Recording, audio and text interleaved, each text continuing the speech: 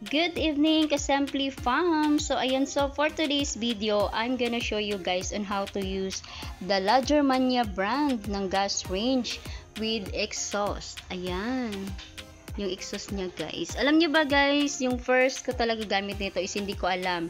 Lalo na sa pag-under nito. Kasi naku, sabi ng bossing ko, paano ka kakain yan kung hindi ka makapagluto, pag hindi ka marunong yan, pag ikaw lang mag-isa. So ayun na nga guys, papakita ko sa inyo para hindi tayo matatagaw ba. So first thing to do is pag may ganito kayo, kailangan pong nakasaksak yan sa ilalim. So hindi siya nakikita, no? Ayan yung cord niya. So nakasaksak yan sa ilalim guys para maandar yung exhaust. Ayan, tas itong automatic na gas range na brand na La Germania. So sa pag-open yan guys, syempre open natin muna yung gasol. Ayan, so open muna natin yan guys. And then sa paggamit nito, ganito lang po yan ha.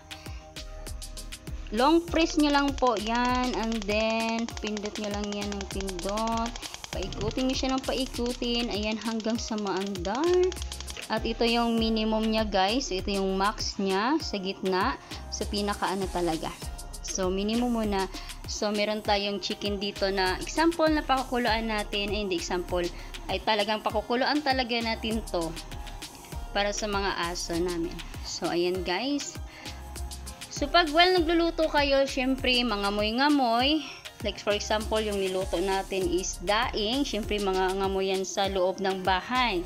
So yung gagawin natin ay gagamitin natin yung nakagandahan nito sa La Germania brand guys na gas range ay meron na po siyang yan 1, 2 hanggang 3 1, 2, 3 na exhaust. So ayan, medyo nalabo yung camera natin. Ayan. Ayan.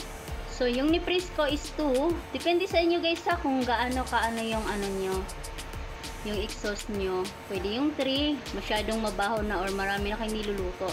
And then, kung gusto nyo siya lagyan ng ilaw, ayan, para mas makikita nyo ng maliwanag yung niluluto nyo.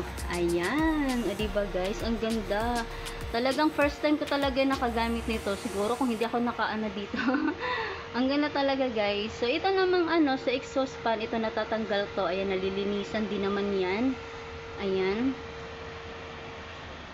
So pwedeng 1, sa 1 mo lang, ganon.